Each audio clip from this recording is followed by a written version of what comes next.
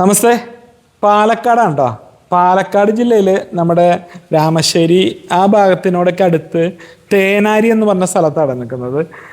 ഇവിടെ ഒരു പുരാതനമായ ഒരു ശ്രീരാമക്ഷേത്രമുണ്ട്. മധ്യാരണ്യം തേനാരി ശ്രീരാമക്ഷേത്രം എന്നാണ് ക്ഷേത്രത്തിൻ്റെ പേര് കേട്ടോ. ചുറ്റുമേന പാടമായിട്ട് ഒരു വലിയ കുളം, നമ്മുടെ ക്ഷേത്രക്കുളത്തിനടുത്താണ് ഞാൻ നിൽക്കുന്നത്. കുളത്തിനോട് ചേർന്നാണ് ഈ ഒരു ക്ഷേത്രം വരുന്നത്. കുറേ പ്രത്യേകത ഉണ്ട് ഈ ക്ഷേത്രത്തിന്. പ്രധാന പ്രത്യേകത എന്ന് വെച്ചാൽ ക്ഷേത്രത്തിൻ്റെ പുറത്ത് ഇങ്ങനെ ഒരു കാളവായ എന്ന് പറയും. അതായത് ഒരു കാളയുടെ ശില്പം, അതിൻ്റെ ഉള്ളിൽ നിന്ന് എപ്പോഴും ഇങ്ങനെ വെള്ളം വീണുകൊണ്ടിരിക്കും. അതൊരു പ്രത്യേകത തന്നെയാണ്. തമിഴ്നാട്ടിലും കർണാടകയിലും കണ്ടിട്ടുള്ള കുറേ ക്ഷേത്രങ്ങൾ അങ്ങനത്തെ കേട്ടിട്ടുണ്ട്. എനിക്ക് തോന്നുന്നു നമ്മുടെ കുടകിൽ പോകുമ്പോൾ അവിടെ കാവേരിയുടെ ഉത്ഭവസ്ഥാനത്ത് അവിടെ എവിടെയുണ്ടെന്ന് തോന്നുന്നു. അപ്പം അങ്ങനെ ഒരു പ്രത്യേകതയുള്ള ക്ഷേത്രം കൂടിയാണ് തേനാരി മധ്യാരണ്യം ശ്രീരാമക്ഷേത്രം. ഇന്നിപ്പോൾ ഈ നാലമ്പല ദർശനത്തിൻ്റെ സമയമൊക്കെ ആയതുകൊണ്ട് നല്ല തിരക്കാണ്. 1 മണി വരെയാണ് ക്ഷേത്രം തുറക്കുന്നത്. ഞങ്ങൾ എത്തിയപ്പോഴേക്കും ഏകദേശം ഒരു 1:30. അതുകൊണ്ട് ക്ഷേത്രത്തിനുള്ളിൽ കയറാൻ പറ്റിയില്ല. എന്നാലും ക്ഷേത്രത്തിൻ്റെ പുറമേ നിന്നുള്ള കാഴ്ചകൾ കാണിക്കാം. ഈ ഒരു പുതിയ വീഡിയോയിലേക്ക് എല്ലാവർക്കും സ്വാഗതം. അപ്പോൾ ഇതാണ് കേട്ടോ നമ്മുടെ തേനാരി മധ്യാരണ്യ ശ്രീരാമക്ഷേത്രം എന്നാണ് ക്ഷേത്രത്തിൻ്റെ പേര്. ക്ഷേത്രത്തിന് പുറകിലൊരു ചെറിയൊരു കുളമുണ്ട്. ക്ഷേത്രത്തിൻ്റെ സൈഡിൽ നേരത്തെ പറഞ്ഞാൽ ഒരു നന്ദി ശില്പത്തിൻ്റെ വായിൽ നിന്ന് ഇങ്ങനെ എപ്പോഴും വെള്ളം വീണുകൊണ്ടിരിക്കും അത്രേ. ചുറ്റും ഇങ്ങനെ പാടമാണ് കേട്ടോ. നല്ല ഭംഗിയുള്ള ഒരു ക്ഷേത്രം. ക്ഷേത്രത്തിൽ ഉച്ചയ്ക്ക് പ്രസാദ സദ്യ ഉണ്ടായിരുന്നു കേട്ടോ. അപ്പോൾ വന്ന് അത് കഴിച്ചു. ക്ഷേത്രത്തിൻ്റെ കാഴ്ചകളാണ്.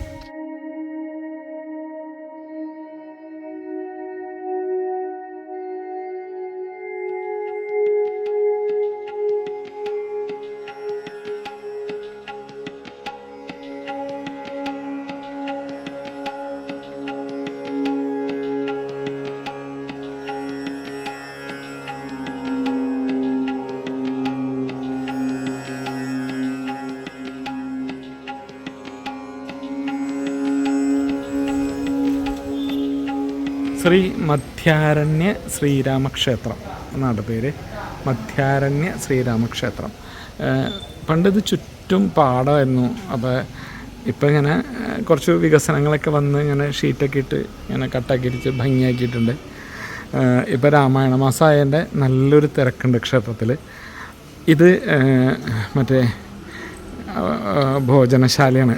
നല്ല ഭക്ഷണമായിരുന്നു. ക്ഷേത്രത്തിന് പുറകിലേക്ക് വരുമ്പോഴാണ് അതിഗംഭീരമായ ക്ഷേത്രത്തിൻ്റെ ഒരു കുളം വരുന്നത്. നല്ല ഭംഗിയുണ്ട് കേട്ടോ കുളം കാണാനായിട്ട്.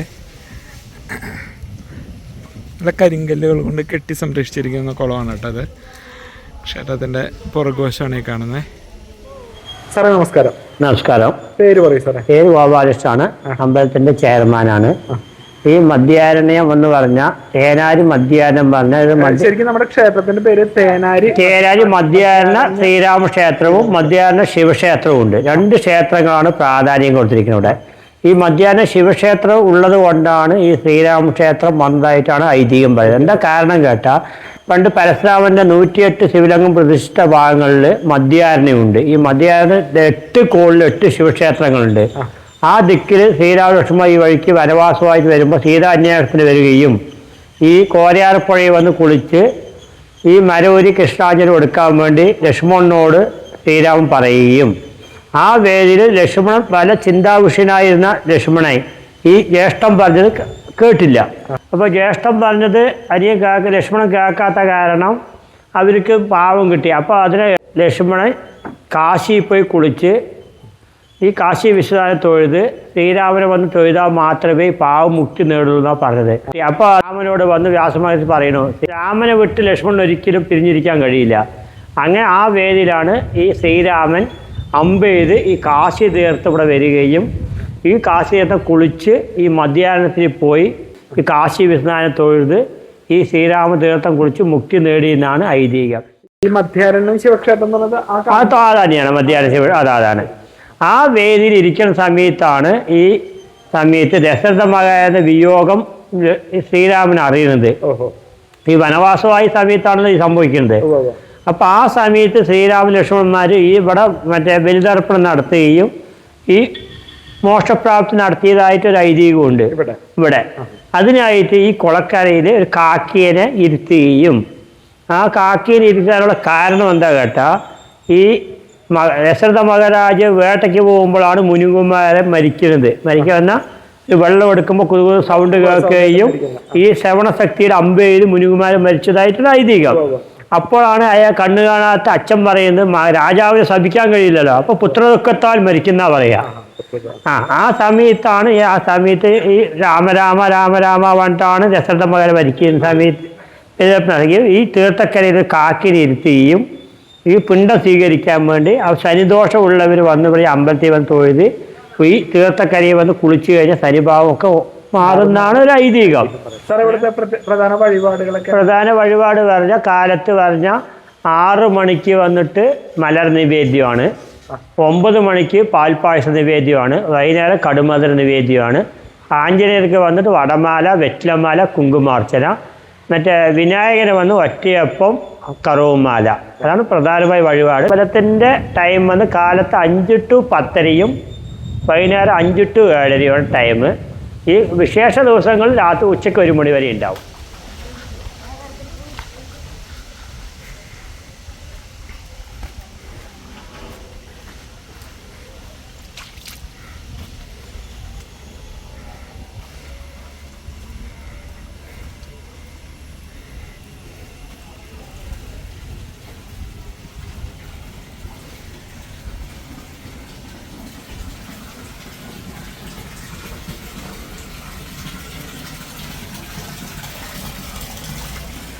ഇതാണ് ഞാൻ നേരത്തെ പറഞ്ഞ നന്ദിയുടെ വായന്ന് ഇങ്ങനെ വെള്ളം വീണുകൊണ്ടിരിക്കുന്നു എന്ന് പറഞ്ഞില്ലേ, അത് ഇതാണ്.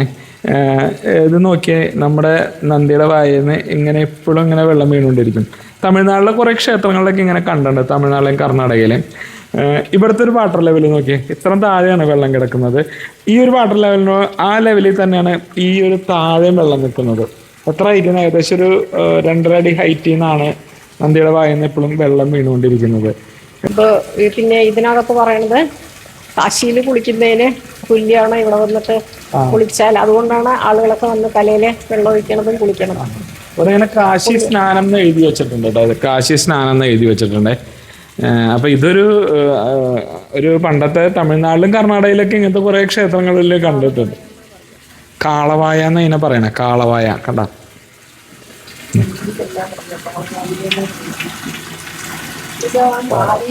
നോക്കുമ്പോ കർണാടക പത്തല്ലേ. നമുക്ക് വേണ്ടിട്ട് ഇവരിങ്ങനെ തുറന്നു തന്നാട്ടോ. സാധാരണ ഈ സമയത്ത് തുറക്കാറില്ല. വന്നതുകൊണ്ട് ഒരു പ്രത്യേക പരിഗണന. അതെ, ശരി ശരി. നമുക്കൊന്ന് അകത്ത് കയറി കാണേ.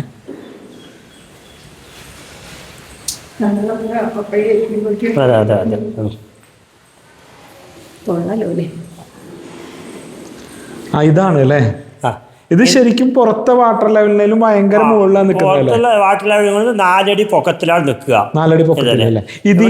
ഇതിന്നാണ് ശരിക്കും നമ്മുടെ കാളവായ ഹരേ രാമ ഹരേ രാമ പറഞ്ഞ ഇവിടെ തീർത്ഥം പൊന്തും. ശരിക്കും ഇതിന്നാണ് കാളവായി തീർത്ഥം വരുന്നത്. ഇത് നാച്ചുറൽ, ഇത് നിറഞ്ഞൊഴുകുന്നതാണ് കാളവായി. ഇതിനകത്ത് നമുക്ക് ഇവിടെ കാണിക്കാൻ പറ്റും. ഇവിടെ ഹരേ രാമ രാമ രാമ ഹരേ ഹരേ, ഹരേ കൃഷ്ണ കൃഷ്ണ കൃഷ്ണ ഹരേ ഹരേ. ഇങ്ങനെ ബബിൾസ് മേലെ വരും. ഈ നിറഞ്ഞൊഴുകുന്ന തീർത്ഥാണ് അവിടെ ഉള്ളത്. നമ്മൾ ഈ ഭൂമി മട്ടത്തുനിന്ന് 4 അടി പൊക്കത്തിലാണ് തീർത്ഥം സ്ഥിതി ചെയ്യുന്നത്. ജല ലെവൽ മറ്റേ ഭൂമി ലെവലിൽ നിന്ന് 4 അടി പൊക്കത്തിലാണ് തീർത്ഥം നിൽക്കുന്നത്. ശരിക്കും ഉണ്ടല്ലോ ഈ ഒരു തീർത്ഥം നിൽക്കുന്നത് നമ്മൾ പുറത്ത് കണ്ടില്ലേ, കുളത്തിലെ വാട്ടർ ലെവലിൽ നിന്ന് 4 അടി ഉയരത്തിലാണ് നിൽക്കുന്നത്. ശരിക്കും കണ്ടോ, നമ്മളിപ്പോ ക്ഷേത്രത്തിലേക്ക് കയറി വന്ന് ആ സ്റ്റെപ്പ് കടന്നാണ് കയറി വന്നേ, അതിന്റെ ആ ലെവലില് കണ്ടോ.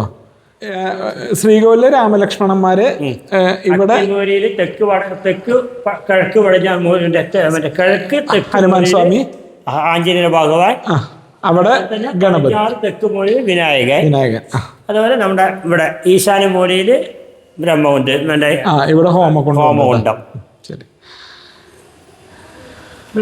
ശ്രീരാമപാദം ആണല്ലേ. കാക്കേനെ പ്രതിഷ്ഠിച്ചു എന്ന് പറയുന്നത് ഇതാണല്ലേ. ശരി, ഇത് ശരിക്കും ആ ബലി ഇടാൻ വേണ്ടിട്ട് അന്ന് കാലത്ത് അത് അങ്ങനെ ശരിക്കും 2000 വർഷം പഴക്കമുള്ള ശരിക്കും ഈ ശില്പം മുൻകാലങ്ങളിൽ ഉള്ളതാണ്. രാജൻ സാറ്, നമ്മുടെ Victoria college professor Rajan sir വന്ന് 2000 വർഷങ്ങൾ പഴക്കം കൽപ്പിച്ച അമ്പലം കല്ലുകളാണ് അതൊക്കെ. കല്ലുകളാണ് അതെ. അല്ലേ? ആ, ഓ, ഓ. 2000 വർഷങ്ങൾ ശരിക്കും ഉണ്ടല്ലോ, രാമനാമം ജപിക്കുമ്പോൾ ഈ ക്ഷേത്രത്തില് ഈ ഒരു തീർത്ഥക്കുളത്തില് ഇങ്ങനെ വെള്ളം പൊങ്ങോത്രേ. അത് നമുക്കത് ശരിക്കും അദ്ദേഹം രാമനാമം ജപിച്ചപ്പോൾ ഇങ്ങനെ കുമിളകൾ വരുന്നത് കാണാൻ പറ്റിയിട്ടാ. അങ്ങനെ ഒരു പ്രത്യേകത കൂടിയുണ്ട്. ഇത് ശരിക്കും ഒരു അത്ഭുതമാണ്. പക്ഷേ വാട്ടർ ലെവലിൽ നിന്ന് പുറത്തുള്ള വാട്ടർ ലെവലിൽ നിന്ന് 4 അടി ഉയരത്തിലാണ് ഈ ഒരു തീർത്ഥക്കുളം നിൽക്കുന്നത്, തീർത്ഥക്കുളത്തിലെ വെള്ളം നിൽക്കുന്നത്.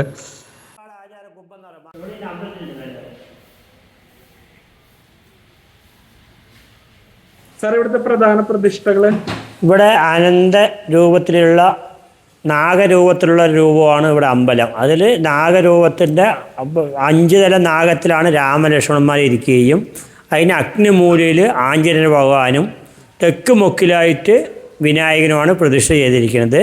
അതുപോലെ ഈശാന്യ മൂലയിൽ ഹോമകുണ്ടവും സെറ്റ് ചെയ്തിട്ടുണ്ട്. അതെ, അതേ വടക്ക് കിഴക്ക് മൂലയിലായിട്ടാണ് നവഗ്രഹങ്ങളെ പ്രതിഷ്ഠിച്ചിരിക്കുന്നത്. നവഗ്രഹങ്ങളുടെ ഇവിടെ ഇങ്ങനെ വരുമ്പോൾ ക്ഷേത്രത്തിനോട് ചേർന്ന് തന്നെ ഇവിടെ നവഗ്രഹങ്ങളെ പ്രതിഷ്ഠിച്ചിട്ടുണ്ട്. അദ്ദേഹം പറഞ്ഞതെന്ന് വെച്ചാൽ ശ്രീരാമക്ഷേത്രങ്ങൾ സാധാരണ നവഗ്രഹങ്ങളെ പ്രതിഷ്ഠിക്കാറില്ല, പക്ഷെ ഇവിടെ നവഗ്രഹങ്ങളെ പ്രതിഷ്ഠിച്ചിട്ടുണ്ട് എന്നൊരു പ്രത്യേകതയും ഈ ഒരു ക്ഷേത്രത്തിനുണ്ട് കേട്ടോ.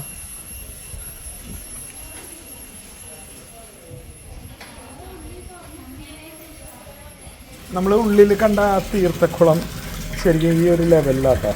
അപ്പോൾ നമ്മുടെ പുറത്തെ വാട്ടർ ലെവലിൽ നിന്ന് എന്തോരം ഉയരത്തിലാണ് നിൽക്കണമെന്ന് നോക്കി.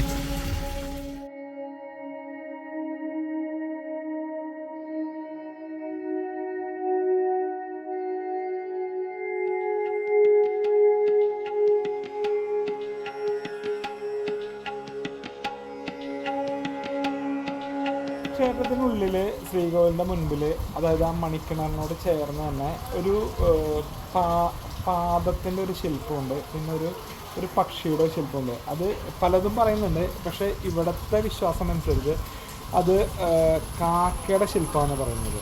അതിനൊരു കാരണം പറയുന്നത് എന്താ വെച്ചാൽ, ഭഗവാൻ ശ്രീരാമനും ലക്ഷ്മണനും സീതാന്വേഷണ സമയത്ത് ഇവിടെ വന്ന് വിശ്രമിക്കുന്ന സമയത്താണ് പിതാവായ ദശരഥൻ്റെ മരണവാർത്ത അറിയുന്നത്. അപ്പോൾ പിതാവിൻ്റെ ശനിദോഷം തീർക്കുവാനായിട്ട് ഇവിടെ ബലിതർപ്പണം ചെയ്യുന്ന സമയത്ത് ഒരു കാക്കയെ ഇരുത്തി എന്നാണ് പറയുന്നത്. ശനിദേവൻ്റെ വാഹനമാണല്ലോ കാക്ക. അപ്പം അതാണ് അങ്ങനെ ഒരു കാക്ക വരാൻ കാരണമെന്നാണ് ഇവിടെ ഉള്ളവർ പറയുന്നത്. ഇത് നമ്മൾ ക്ഷേത്രത്തിൻ്റെ പുറത്ത് കുളത്തിൻ്റെയും ഇപ്പുറം വന്നിട്ട് എടുക്കുന്നത്. ഈ സൈഡിൽ കൂടെ ഇങ്ങനെ നടന്നു വന്നിട്ട് എടുക്കണേ. ഇവിടെ നിന്നുള്ള വ്യൂ നല്ല രസമുണ്ട് കേട്ടോ ക്ഷേത്രം കാണാനായിട്ട്. പാലക്കാട് ജില്ലയിൽ തേനാരി എന്ന് പറഞ്ഞ സ്ഥലത്തുള്ള തേനാരി ശ്രീരാമക്ഷേത്രത്തിൻ്റെ വിശേഷങ്ങളും കാഴ്ചകളാട്ടോ ഈ ഒരു വീഡിയോയിലൂടെ പങ്കുവച്ചത്. ഞാൻ ഈ ഒരു ക്ഷേത്രത്തിൽ വന്നപ്പോൾ കണ്ട ഏറ്റവും വലിയൊരു അത്ഭുതം എന്ന് വെച്ചാൽ ക്ഷേത്രത്തിനുള്ളിൽ ആ ഒരു മണിക്കിണർ, ആ കിണറിലെ വെള്ളത്തിൻ്റെ ലെവൽ എന്ന് പറയുന്നത് ശരിക്കും പുറത്ത് ഭൂമിയിലെ ജലനിരപ്പിനേക്കാൾ 4 അടി ഉയരത്തിലാണ് നിൽക്കുന്നത്. അതിൽ നിന്നുള്ള വെള്ളം ഒരു കാളയുടെ ശില്പത്തിൻ്റെ വായിൽ കൂടെ എപ്പോഴും പുറത്തേക്ക് ഇങ്ങനെ ഒഴുക്കുകയാണ്.